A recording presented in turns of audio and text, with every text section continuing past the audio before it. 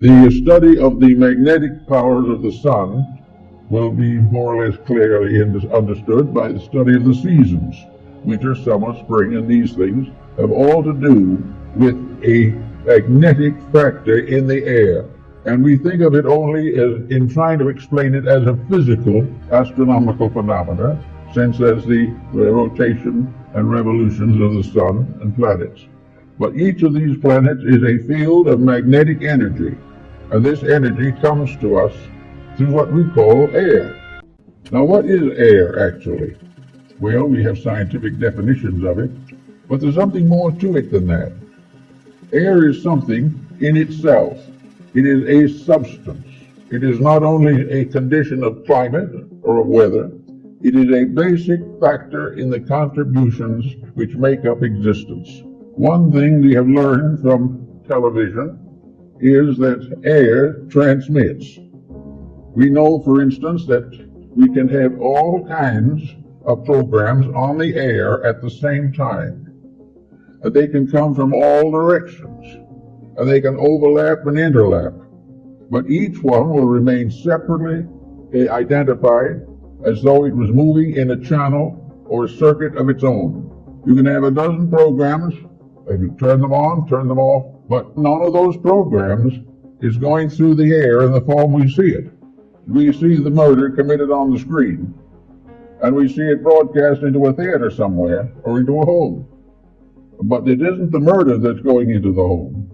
If the murder has not been visible when it went through the air, something went through with vibration. And this vibration in the magnetic field can be divided into an infinite complexity of separate emanation. In other words, if we had 1,000 different channels, they could be differentiated in the magnetic field so that each one would be broadcast correctly and properly for whatever it is. Thus we realize there's something out there besides air, something besides helium and oxygen, something besides the ordinary factors we take into consideration scientifically. We are in the presence of a mysterious agent, an agent that is part of everything that we are.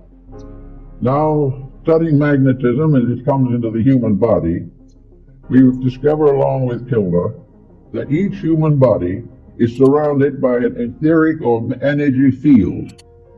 This energy field is sometimes referred to as an aura, but it is not the true aura that we think of in metaphysics. This magnetic field is an area of energy.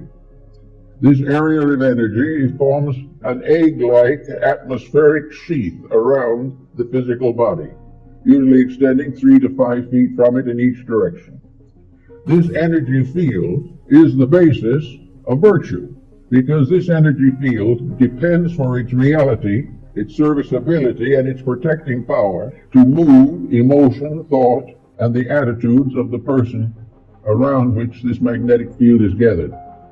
In other words, the individual, if they are normal, if mentally, emotionally, and physically, they are keeping the rules, this magnetic field forms a tremendous protection.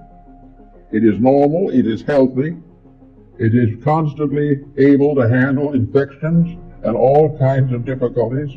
It will help to heal wounds, it will help to recover the use of functions and organs, and if we are deprived of some part of the body, it will try to compensate for us.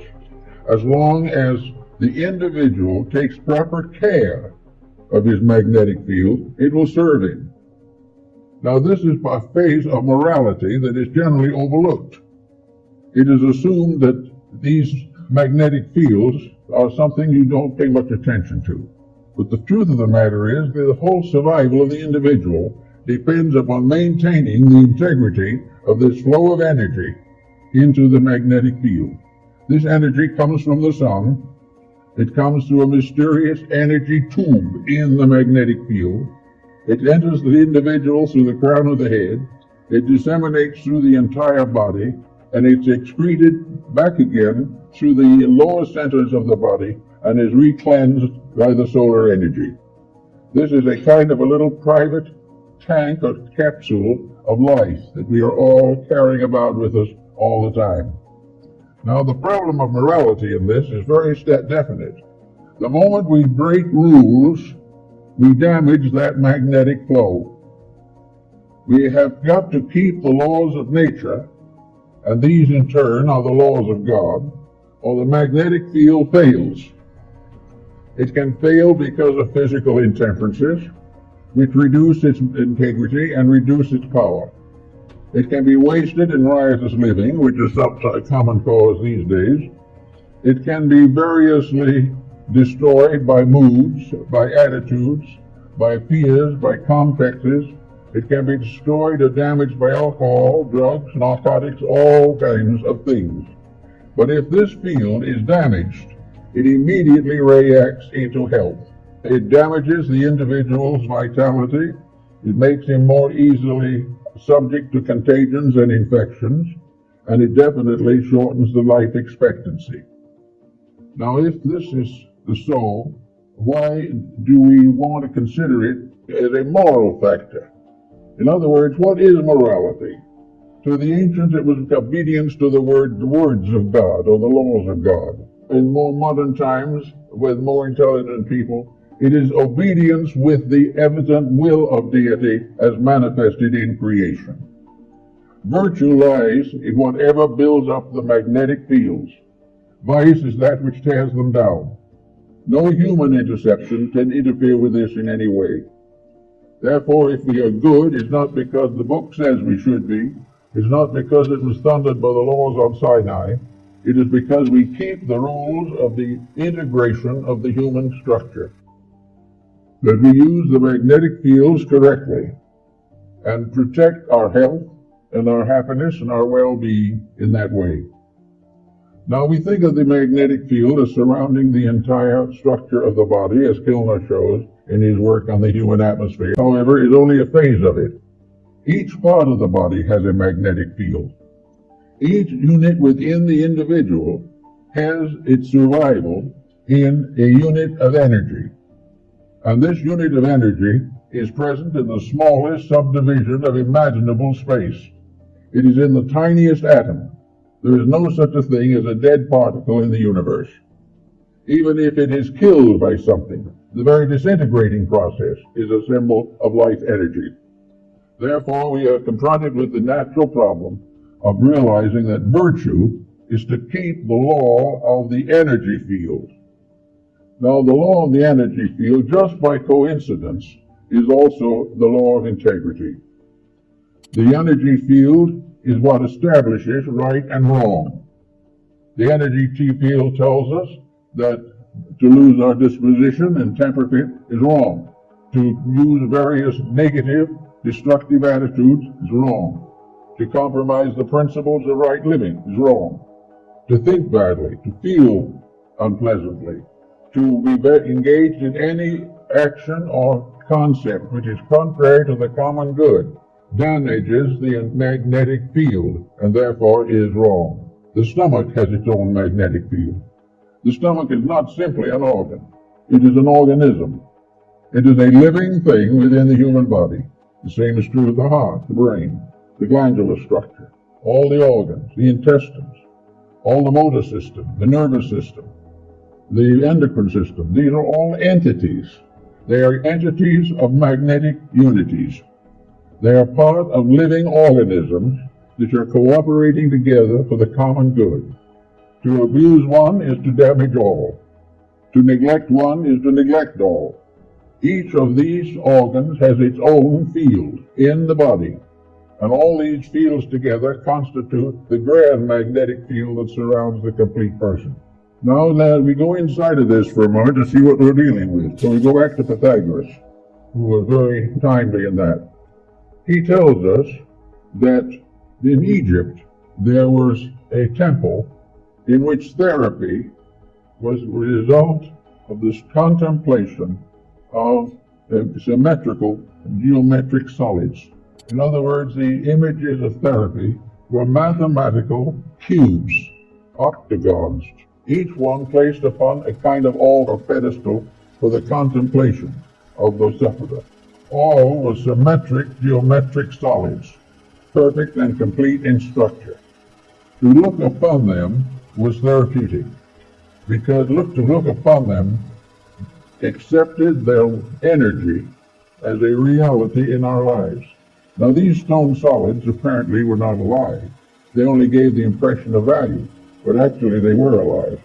Every form in nature, natural or artificial, has a magnetic field.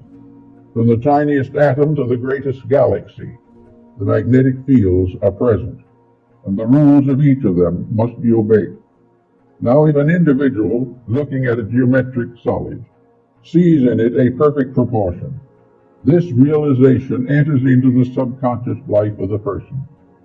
The imagery of that solid is sent into the consciousness in the form of a benevolent magnetic center. It means that the individual is seeing harmony, is seeing something in perfect order and perfect correctness. Wherever we see perfection, it improves ourselves. Wherever we accept discord as inevitable, it injures ourselves. Everywhere looking around us in nature, we see that all natural things are benevolent. It is only when these are abused, mostly by humanity, that these benevolences are lost. We live in a completely corrupt world. Therefore, we are bewildered, we are intimidated, we are worried, and very often just simply give up and follow the line of least resistance and go down with the rest. Now, this isn't really the way it was intended to be. Actually, the bad news that we have has nothing to do with us unless we're part of the bad program. Now, you might say it's nicer to imagine a world in which we could all work together. There's no doubt about it, it'd be much better. But until such time, the individual who is trying to be right has got to be careful that he is not infected by a common disillusionment. He cannot afford to say everything is wrong and mean it.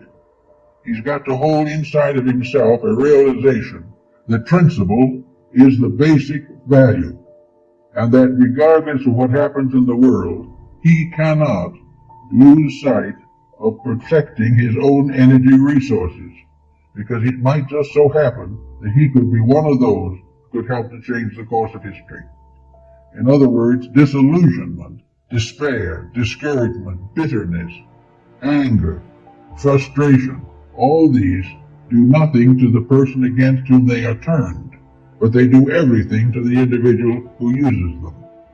Therefore, no matter what we read in the paper, no matter what comes to us over the radio or in television, the individual must retain within himself the realization that there is a great good behind everything, and that that great good will succeed, and that this magnetic field we're talking about, which extends not only through this solar system, but through the entire galaxy, decrees within itself by its own immutable process that evil can never win. We must go through certain travail in connection with it. We have to finally learn to our own satisfaction that we can't do it badly and be well off. But until such time, values never change. Never will we be punished for what somebody else does. Never will we be rewarded for the virtues of others. We must achieve these things ourselves through our own efforts, through our own integrities, and through our own dedications. And all of this is added up in a mysterious bank account which is called energy or magnetic resource.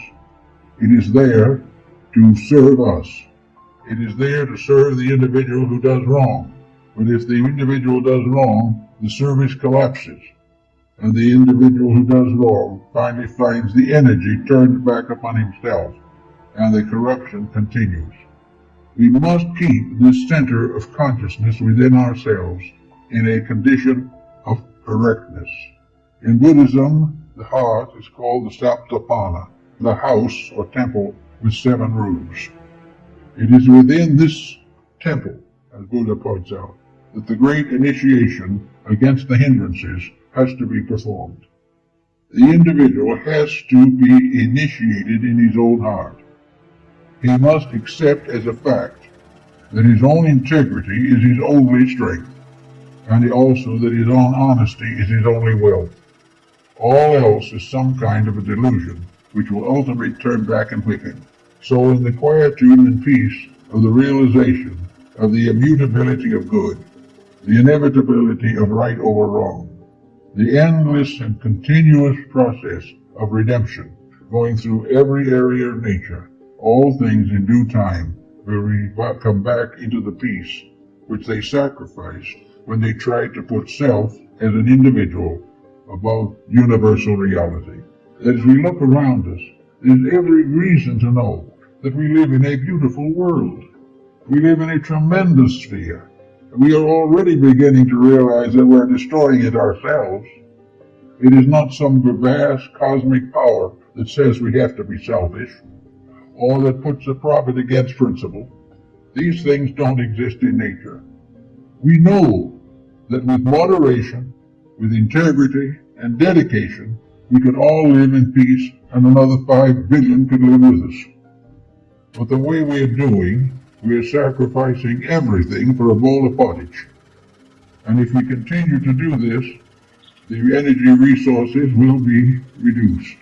We are worried now about changes taking place in the atmosphere, that the overload that we are throwing against our natural resources is beginning to endanger us.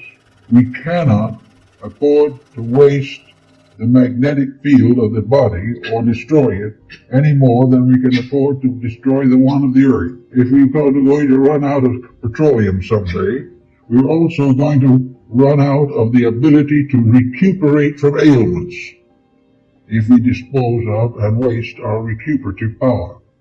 The magnetism which helps digestion can be destroyed, wasted by corruption. When we take into ourselves dangerous foods, dangerous attitudes, or when we eat with a dangerous mood, we are endangering ourselves. And when the world does these things, the world endangers itself. And we will not be the first civilization, as is said in India, the great mother, the earth, has cast many civilizations from her back. Everything that goes beyond a certain point is destroyed because it breaks up its relation with its energy supply.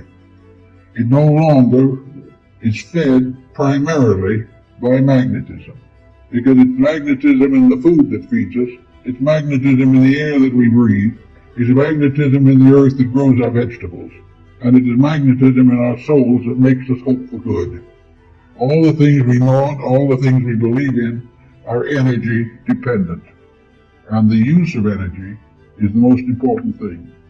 Why we go on year after year making all kinds of efforts to feel better, be better, or think better, and overlook the one fact that everything that we think and feel and believe depends upon a life principle, an energy resource, a magnetism of the earth itself, and that while this is destroyed or while this is abused, we will have the earth becoming more and more sterile. We have the air no longer fit to believe. We will find the energies we have wasted lost to us forever. All these things require just one new concept, and that is that religion is basically the proper use of resource. It is to use the privileges that we have been given for the greater good of all of us. We have been made gardeners in a beautiful garden, and we've let it go to weed. We have been given a beautiful planet, and we subdivided it and sold it for profits.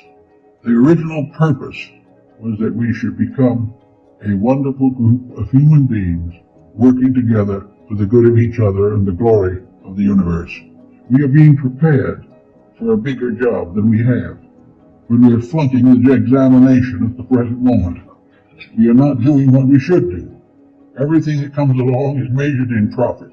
Everything that comes along is measured in freedom from responsibility, when energy is something that we must be responsible for, or we will waste it forever, or as long as we can. By the time forever comes, there won't be much energy left. But all this is a lesson in the morality of values. It is a lesson in the fact that we are the keepers in a garden. We are the gardeners in the garden of Allah, as the Muslim calls it. This is a beautiful garden that has been given to us, and we're letting it go to weed.